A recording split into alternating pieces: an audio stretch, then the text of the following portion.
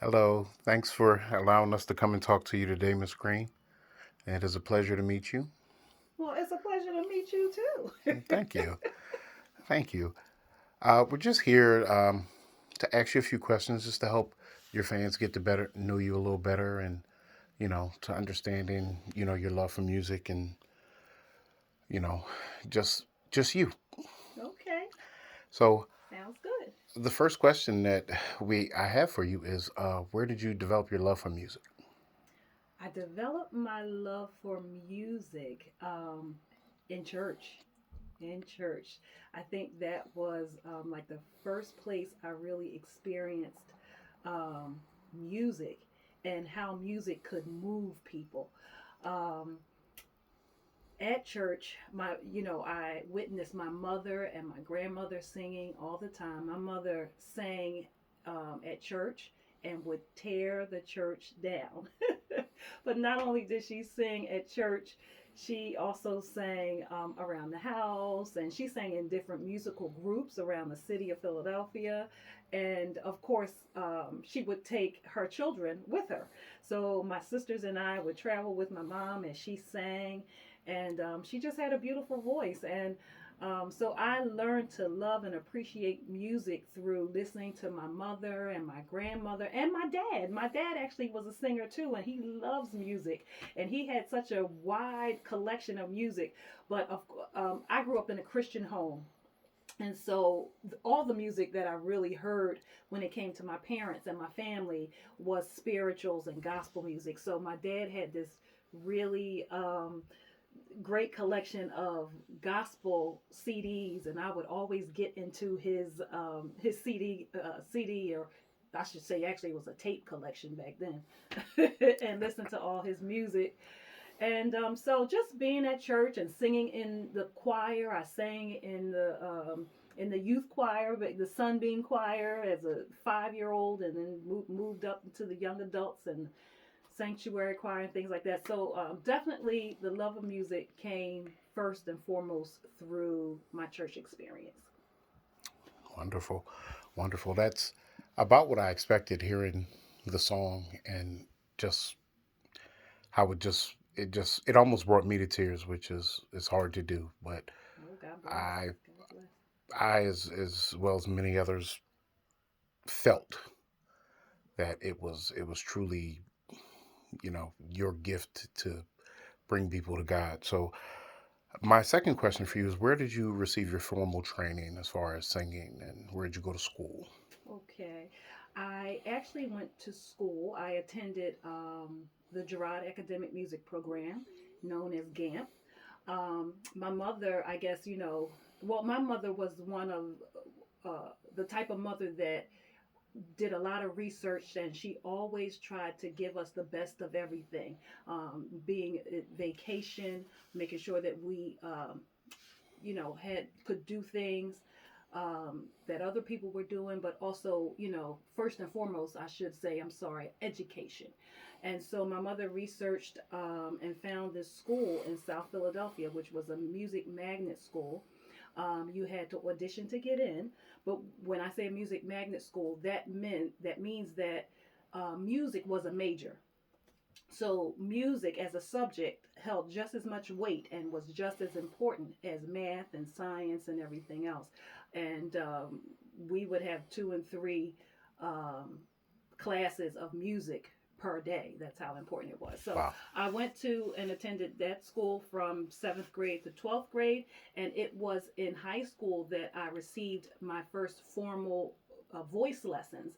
Um, One of my music teachers at GAMP approached my mother and said, I think it would be a really good thing if Carmela, if you would invest in giving her voice lessons.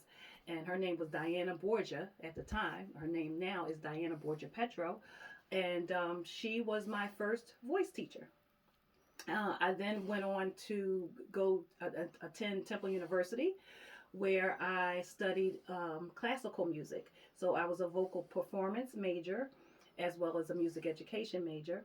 But I did study there under Florence Bergren. She was my professor. And that is where I got continued my classical training. And so I received my degree in vocal performance at Temple University. Wow. Well, everything for me makes sense. Your voice is so unique.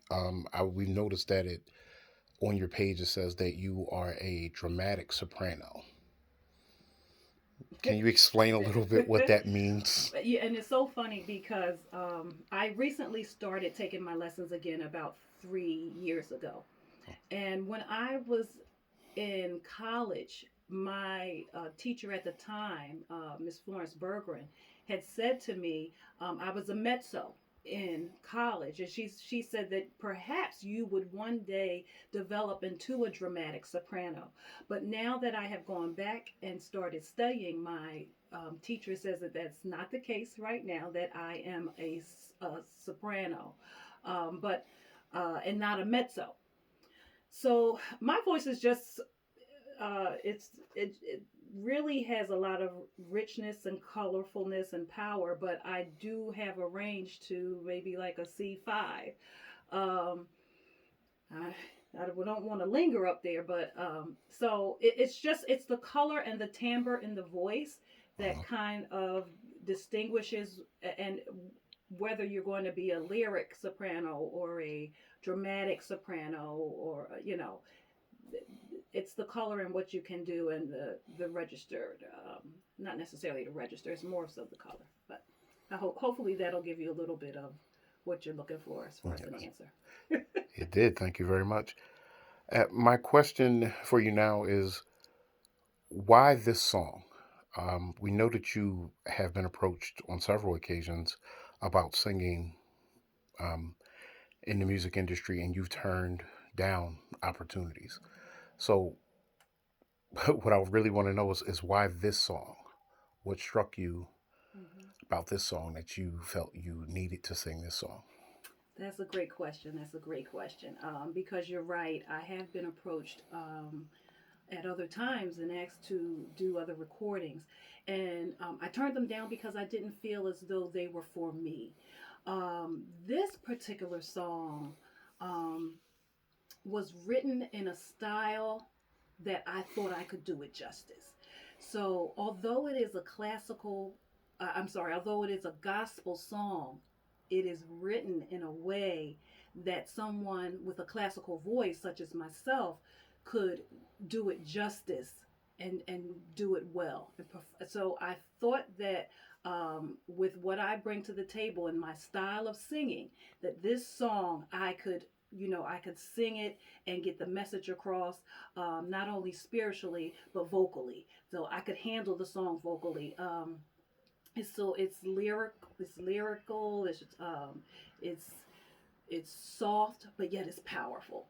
And so I would be able to do it and just do it well vocally, and that's important to me. I don't have the type of voice that I might be able to do a I guess like a Kiara Sheard type song or Leandria Johnson, although I love the gospel. But when I look at any song, the first thing I look at is if I can perform the song vocally and it be and carry the song well, because everything I do I want to do in excellence, and I want to do it to the glory of God.